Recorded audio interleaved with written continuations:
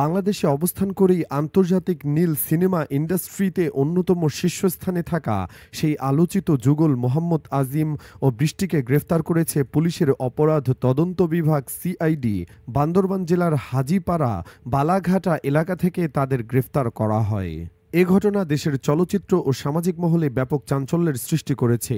রাজধানীর মালিবাগে সিআইডি সদর দফতরে আয়োজিত এক সংবাদ সম্মেলনে এসব চাঞ্চল্যকর তথ্য জানানো হয়। তাতে বেরিয়ে এসেছে তাদের সকল কুকীর্তি ও তার পেছনের কারণ। বিস্তারিত জানতে চ্যানেলটি সাবস্ক্রাইব করে ভিডিওটি পুরোটাই দেখুন। গ্রেফতারকৃত মোহাম্মদ আজিমের বাড়ি চট্টগ্রামের আনোয়ারা উপজেলার বুরুমছড়াই এবং বৃষ্টির বাড়ি মানিকগঞ্জ জেলার হরিরামপুর উপজেলার আন্ধারমানিক খালপাড়া গ্রামে। তারা পারিবারিকভাবে জাতীয়তাবাদী দলের সমর্থক ও ছাত্রলীগের কারণে এই পেশায় আসেন বলে জানা গেছে। দুজনেই ২৮ বছর বয়সী এই যুগল শুধুমাত্র নীল সিনেমা তৈরি ও বিতরণের সঙ্গেই জড়িত ছিলেন না, বরং আরও অনেক মানুষকে এই অন্ধকার জগতে টেনে আনার মতো বেআইনি কর্মকাণ্ডের অভিযোগ রয়েছে তাদের বিরুদ্ধে। সিআইডির গণমাধ্যম শাখার বিশেষ পুলিশ সুপার জসিমউদ্দিন খান সংবাদ সম্মেলনে জানান, ইতিমধ্যে বিভিন্ন সংবাদ মাধ্যমে এই যুগল নীল সিনেমার তারকাদের নিয়ে সংবাদ প্রকাশিত হয়েছে, যা সমাজের নৈতিক ভিত্তিকে নাড়িয়ে দিয়েছে। এসব প্রতিবেদনে উঠে আসে গ্রেফতারকৃত মোহাম্মদ আজিম ও বৃষ্টি মাত্র এক বছরে নীল সিনেমার তারকাদের আন্তর্জাতিক পারফর্মার র্যাঙ্কিংয়ে শীর্ষস্থানীয়দের মধ্যে জায়গা করে নিয়েছেন। ২০২৫ সালের অক্টোবর পর্যন্ত বিশ্বব্যাপী পারফর্মারদের মধ্যে তাদের অবস্থান ছিল অষ্টম। ২০২৪ সালের মে মাসে আন্তর্জাতিক প্ল্যাটফর্মে তাদের প্রথম ভিডিও প্রকাশ পাওয়ার পর মাত্র এক বছরে তাদের প্রকাশিত মোট ১১২টি ভিডিও ২,৬৭,০০,০০০-এরও বেশিবার দেখা হয়েছে বলে প্রাথমিক তদন্তে বেরিয়ে এসেছে।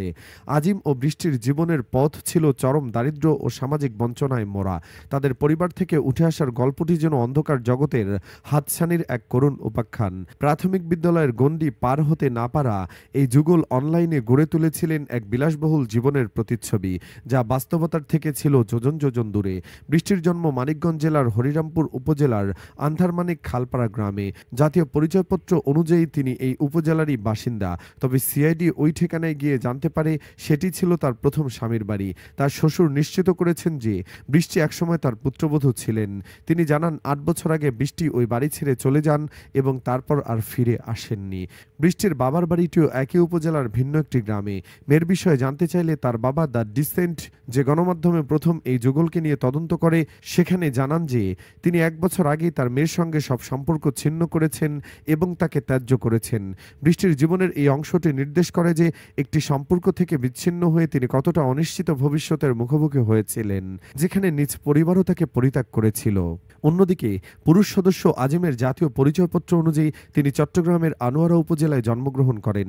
স্থানীয় এক বাসিন্দা আজিমকে অন্ধকার জগতের মানুষ হিসেবে আখ্যায়িত করে বলেন, আজিমের কারণে তাদের গ্রামের নাম খারাপ হচ্ছে।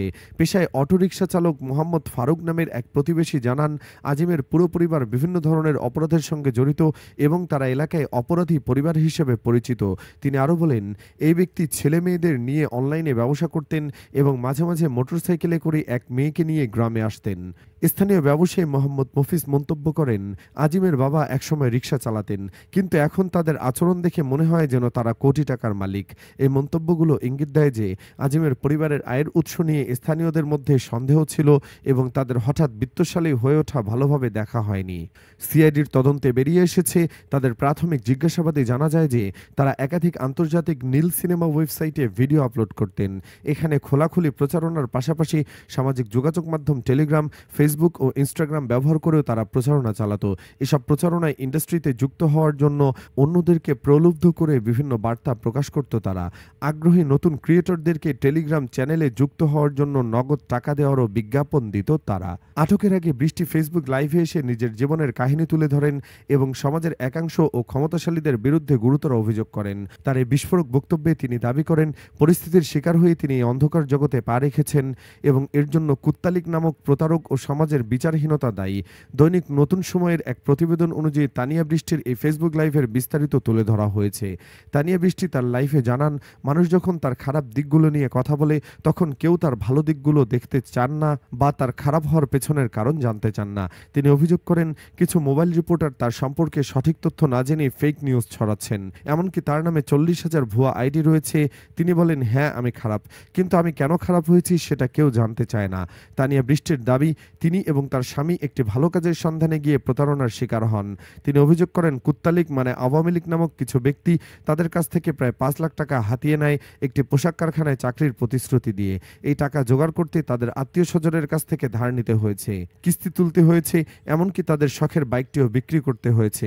তিনি চট্টগ্রামের আনোয়ারা ইপিজেডের একটি কারখানায় ১ মাস কাজও শিখেছিলেন, কিন্তু শেষ পর্যন্ত তাকে সেখানে অশালীন প্রস্তাব দেওয়া হয়। তানিয়া তার চরম আর্থিক সংকটের কথা তুলে ধরেন, যেখানে তিনি এবং তার স্বামী দিনের পর দিন খেয়ে কাটিয়েছেন এবং কেবল জাম্বুরা সেদ্ধ করে খেয়ে বেঁচেছিলেন। তার অভিযোগ, যখন তারা ফেসবুকে সাহায্যের জন্য পোস্ট দিয়েছিলেন তখন কোনো মোবাইল সাংবাদিক তাদের পাশে দাঁড়াননি বা তাদের কষ্ট তুলে ধরেননি। তিনি প্রশ্ন তুলেন, আমরা মরে যাইনি কেন? এখন এটাই কিছু কিছু মানুষের সমস্যা হয়ে গেছে। তানিয়া বৃষ্টি সমাজের ভণ্ডামির সমালোচনা করে বলেন, এই দুনিয়ার মানুষ এতটাই খারাপ যে তারা অন্য একজনের বউকে ডিভোর্স করিয়ে বাবার বাড়িতে রাখে, আর এরপর তারাই আবার সেই মেয়েদের ভোগ করতে চায়। তিনি জুয়া খেলাকে হারাম উল্লেখ করে প্রশ্ন করেন, কেন বাংলাদেশে প্রতিটি মানুষের মোবাইলে জুয়া খেলার অ্যাপ থাকে এবং কেন এসবের বিরুদ্ধে প্রতিবাদ করা হয় না? তার মতে, মানুষ তার স্বামী স্ত্রীর ব্যক্তিগত বিষয় নিয়ে রিপোর্ট করে, অথচ নিজেরাই অসামাজিক কার্যকলাপে লিপ্ত। নিজেকে একজন মুসলিম দাবি করে তানিয়া বৃষ্টি বলেন, তিনি ভালো হতে চান এবং সমাজে বাঁচতে চান। তিনি তার অতীত ভুল স্বীকার করে আল্লাহর কাছে ক্ষমা চেয়েছেন এবং সবাইকে তার ভিডিও মুছে ফেলার অনুরোধও করেছেন। তিনি তার বিরুদ্ধে রিপোর্টকারী মোবাইল রিপোর্টারদের চ্যালেঞ্জ করে বলেছেন, পারলে ভালো কমেন্ট করো, না পারলে আমার লাইভ থেকে দূরে থাকো। তিনি আরও বলেন, তিনি প্রকাশ্যেই খারাপ, কিন্তু যারা গোপনে খারাপ কাজ করে তাদের খবর কেউ রাখে না। তিনি জানিয়েছেন, একদিন তিনি তার পুরো জীবন কাহিনী সবার সাথে শেয়ার করবেন। সিআইডির গণমাধ্যম শাখার বিশেষ পুলিশ সুপার জসিমউদ্দিন খান জানান, ঘটনাটি সামাজিক ও নৈতিকভাবে উদ্বেগজনক এবং একই সঙ্গে বেআইনি হওয়ায় সিআইডির এলআইসি এবং cyber police centre CPC unit দ্রুততার সঙ্গে এই নীল সিনেমার তারকা যুগলকে গ্রেফতার করে। এ সময় তাদের কাছ থেকে মোবাইল সিম কার্ড, ক্যামেরা, ট্রাইপড সহ নীল সিনেমা তৈরির বিভিন্ন সরঞ্জামাদির আলামত হিসেবে জব্দ করা হয়। গ্রেফতার দুজনের বিরুদ্ধে নিয়মিত মামলা সহ তাদেরকে রিমান্ড আবেদন সহ আদালতে সোপর্দ করার কার্যক্রম প্রক্রিয়াধীন রয়েছে। বান্দরবান প্রতিনিধির জানান, এই দম্পতিকে বান্দরবান সদরের বংছড়ি বাস স্টেশন সংলগ্ন ঠিকাদার সেন্টু এবং মিন্টুর ভাড়া বাসা থেকে গ্রেফতার করে সিআইডির একটি টিম। ওই ভবনের ম্যানেজার সৌরভের বরাত দিয়ে তিনি বলেন, কোথাও বের হলে দুজনেই হেলমেট পরে বের হতেন, কিন্তু তারা যে এসব অবৈধ কাজে জড়িত সেটি জানতাম না। ম্যানেজার আরও জানান, গ্রেফতার হওয়ার আগে আত্মীয় পরিচয় দিয়ে আরও একজন তাদের সঙ্গে যোগ দিয়েছিল। বন্ধুরা, এরা যতই অভাবের কথা বলুক তাতে মন গলানো যাবে না। এদের সরাসরি ফাঁসি দিয়ে অন্যদের সতর্ক করা হোক। এই সমস্ত নারী এবং পুরুষ উভয় সমাজের জন্য ক্ষতিকর। এদের দেখে অন্যরাও উদ্বুদ্ধ হয়ে এই ধরনের ন্যাক্কারজনক ঘটনা ঘটাতে পারে। তাই এদের দৃষ্টান্তমূলক শাস্তির আওতায় আনা হোক। কি বলেন আপনারা? জানিয়ে দিন কমেন্টে। ধন্যবাদ।